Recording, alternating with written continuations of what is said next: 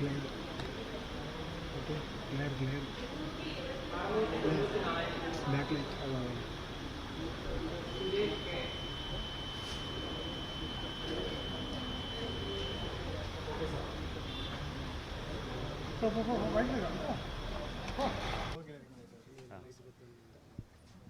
ചേട്ടാ എടുത്തോ, ചേട്ടാ എടുത്തോ. ഒരു മിനിറ്റ് സാറേ, ഒരു മിനിറ്റ് സാർ എടുത്തോ. ഓക്കെ. ഇവിടെ ഞാൻ എല്ലാ പ്രാവശ്യവും എൻ്റെ ഇലക്ഷനിൽ എൻ്റെ വോട്ടിംഗ് ബൂത്ത് ഇതാണ്.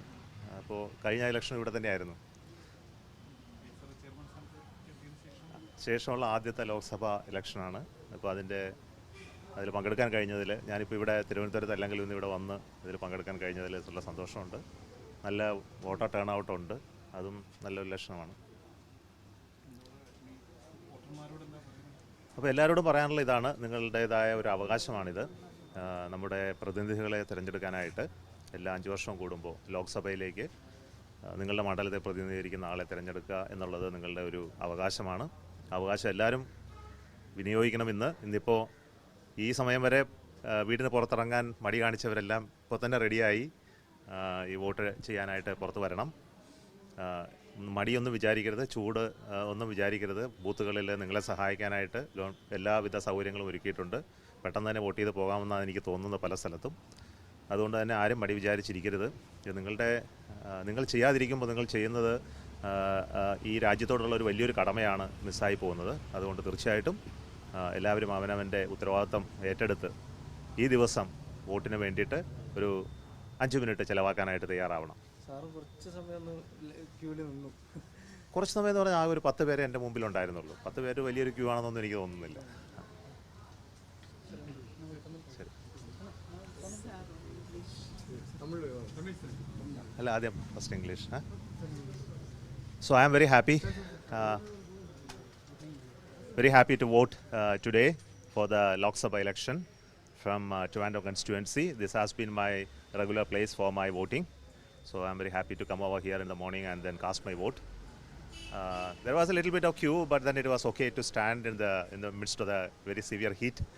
But still, waging all of that, people are here assembled to cast their vote. It shows their commitment, and this is also a request for everybody to come out and then vote. Those who have not yet done, make sure that you get ready, collect your voter ID card, and then come here. There are people here to help you if you have any doubt on your voter ID number or any other voting processes. They will help you to get through the voting very, very fast. So don't hesitate. Come out and then vote. What is your message to the new voters? This should be an exciting thing for you because you are getting the opportunity to select your representative for the parliament, and this is the democracy that provides you such a power. Each one of your vote that counts. Actually, don't think that others are selecting and you are only a mute spectators. That should not be the case.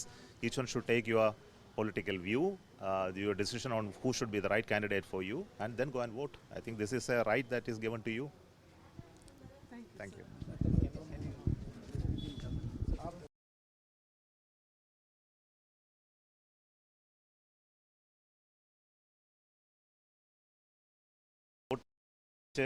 எங்கள் திருவனந்தபுரம் கான்ஸ்டியூவன்சியில் தான் எனக்கு ஓட்டு இருந்தது.